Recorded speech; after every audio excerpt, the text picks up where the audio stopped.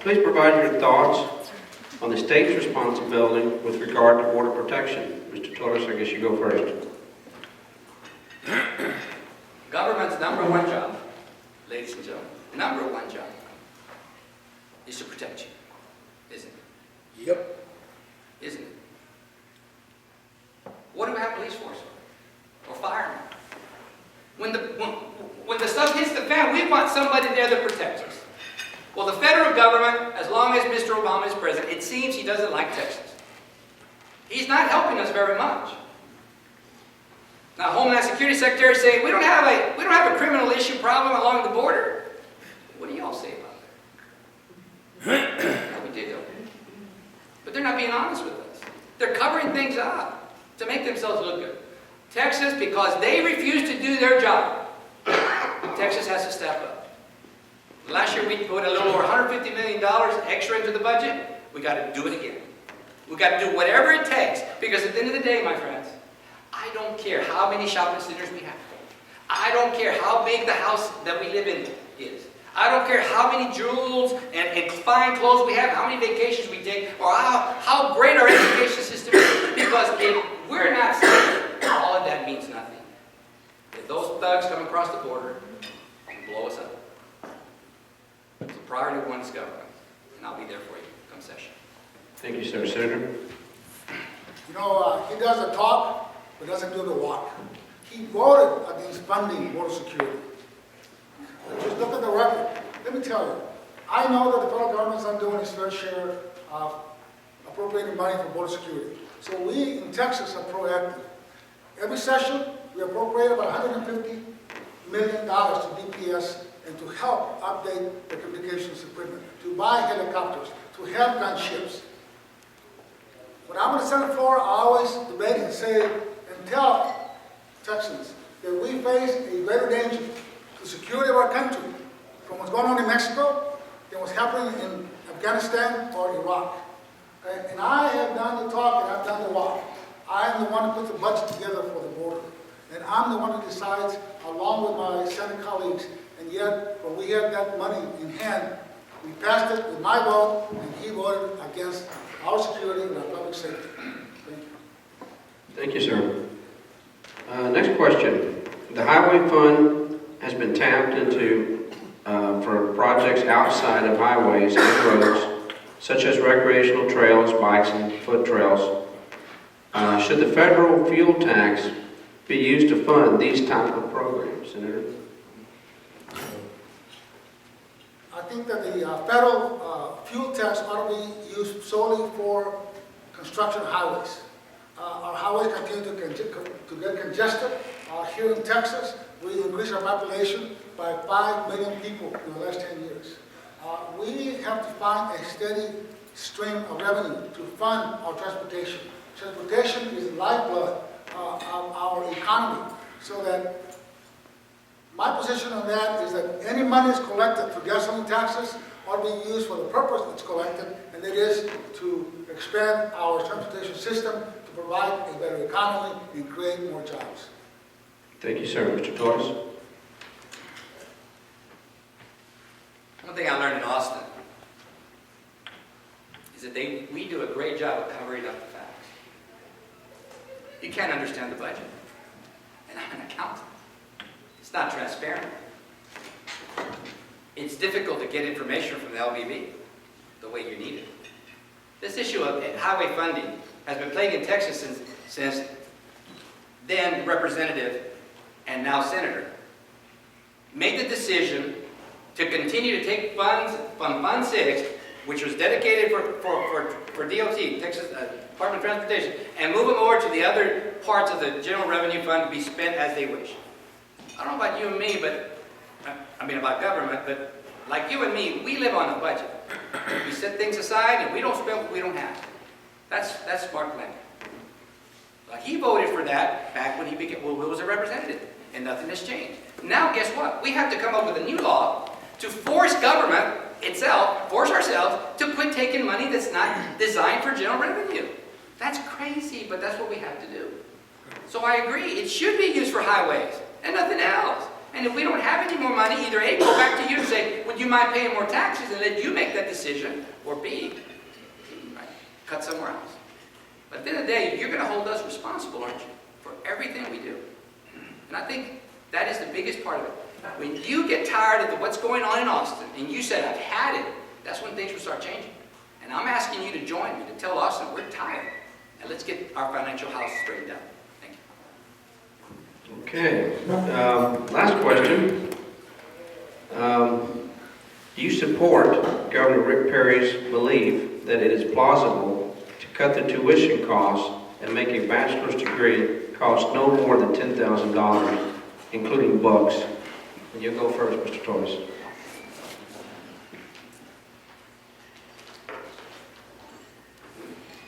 Governor Perry brought that up during session or shortly thereafter last year. And I admire him for being so bold. Ladies and gentlemen, it takes bold ideas to make great things happen. Great ideas happen when someone has the courage to do what other people say, you can't do that. Oh, I hear that a lot. You can't do anything. Or that's not how we do it around here. You know, we need bold ideas to move Texas forward. From healthcare to education to transportation, bold ideas. And we need you to be on board with us, who have the courage to step up and say, here's my bold idea, and let's try some. Because we know one thing. Einstein said it best. Insanity is doing the same thing over and over and expecting a different result. But we're not insane.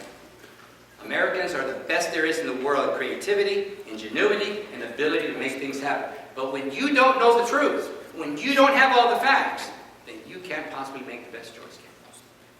Ladies and gentlemen, I want you to know that we can do better. And we must do better. Or all this perfect gain that we have as the #1 job creator, #1 state, the #1 business club, all of that will go away. Because the avalanche is coming, the debt is rising by the second in Texas. We have infrastructure problems, we have water problems, we have electricity grid problems, we have problems coming up the gazoo. And nobody's talking about it. Except me. Thank you. Thank you, sir. Senator? Well, yeah, let's look at the facts. This guy full of rhetoric. As a matter of fact, he voted to cut $256 million of Texas grants for students. $256 million, I mean, talking about higher education. I restored over $200 million back to Texas grants to help our students. Number two, I will tell you that tuition deregulation, I voted against that for the simple reason that I thought it was a backdoor tax on working families. If you're a middle-class family, you don't get much help. You're poor, you get financial aid. You're rich or wealthy, you don't need it. I will tell you, I do not think that you can really have a first-class degree on $10,000 for a 4-year college education. I don't think it's possible nowadays. I think that we have different ways of trying to experiment and try to bring costs down in our universities. Chelsea Aroa has made different changes in the way money is being spent to have more accountability in place. But I will tell you that college education is getting too expensive to the point that students have to borrow so much money. And to me, it is part of the responsibility of the state to be able to help our students get a college education. Those that want and those that don't want that, we ought to send them to career schools where they learn skills so they can get employed. Thank you, sir. Gentlemen, thank you for answering those questions. We're now down to the closing remarks. Be 3 minutes each. We'll start with Senator Hinojosa. Cesar, do you want to do the 1 minute for these gentlemen so they'll know that they got 1 minute left? It's at 3 minutes on the closing remarks, and then Cesar, I'll give you the 1 minute mark. Let me tell you, all know me. I live here, I work here, and my family goes to school here. I will also tell you that this legal fees he's talking about is over the period of years. I'm a good lawyer, and I work hard. But I also tell you that the time that I've been in the Texas legislature, I have an open door policy. When anyone come and talk to me about any issue, and I take a balanced approach to politics. This is not about being a Democrat or Republican. Look, it was the Republican Lieutenant Governor who named me chair of intergovernmental relations. I'll also tell you that if you look at the facts and look at my history. I've always been able to produce and come back with programs that are requested by my constituents.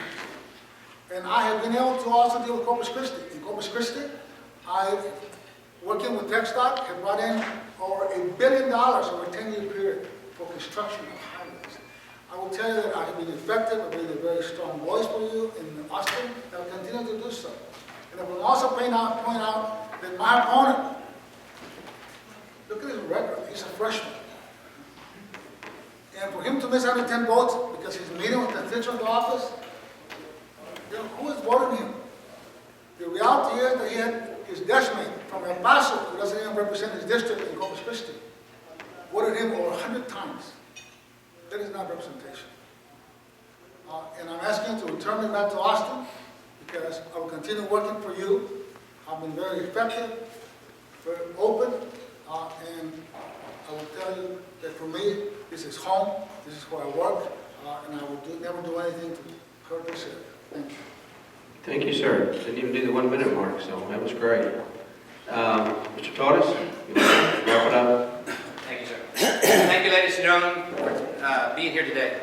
This is government at its best, our political system. In America, there's no other place like America, so thank you. Let me touch briefly on the senator's remark that he said what he said. Well, if I am as effective as he said, then why did I receive 4 awards this past year, my freshman year? One being from Texas Municipal League. And if you're not familiar with that organization, that's the organization that represents and advocates for counties and cities all over Texas. I was one of 4 who got that Man of the Year award. He was not one of them. That I can tell you. So when it really matters, I get the work done. Senator, where's your plan to move Texas forward? I have mine. Bold thinking? Absolutely. Ideas on education, on reforming insurance, windstorm, reforming our regulatory system, our tort reform system, it's all right here. I've been thinking about it for a year since I got home. Here's my plan. Bold ideas? I'm sure the senator doesn't want you to know this, but if you could read this, he said he actually advocates for a state income tax. So if you leave it up to people like him, you and I are going to have a state income tax. I say no. Absolutely never. No. When it comes to the budget, at the end of the day, it's the budget. The budget harmed South Texas. Didn't give us enough money. He was the only Democrat who voted for it. So if he really cares about our community, he could have done what the other state senators did along the border. Every single one of them, he could have voted no, but he didn't. Ask him why. Lastly, when you elect me your next senator, I'll be senator number 21. 21, first time in history that will ever have occurred for the Republican Party. I'm not ashamed to be a conservative. I'm not ashamed at all for standing on the values that you and I were brought up with, ladies and gentlemen. Senator 21 will have a voice much bigger than Vice Chairman of Finance, because every bill will have to get your blessing and mine, because I will answer to you. Ladies and gentlemen, that's the future for you. You can stay with the path, the current path, or you can take boldness into your arm and vote for the future. I will represent you. This will be your Senate seat, it will be your office, and I will be held accountable by you, by God, and by my family. Vote for me, and we'll transform South Texas like it's never been done before. Thank you. Let's give both these gentlemen a round of applause.